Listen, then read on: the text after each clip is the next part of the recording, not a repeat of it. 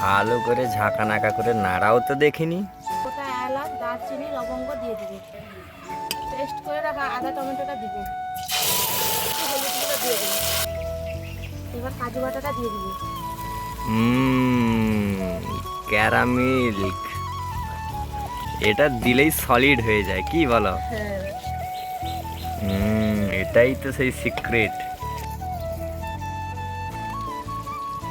এবার ভেজে রাখা গাজর ক্যাপসিকামটা দিয়ে দিবে, ছোট সাইজের কেটে রাখা একটা টমেটো দিয়ে দিবে, এবার পেটে রাখা পাউডার দুধটা দিয়ে দিবে।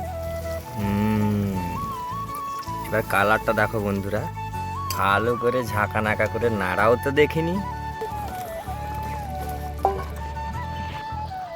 পনিরের তরকারিটা পুরো রেডি, এবার নামিয়ে নিব। চলো, রান্না বান্না শেষ, এবার খাওয়ার দিকে যাওয়া যাবে। তো চলো।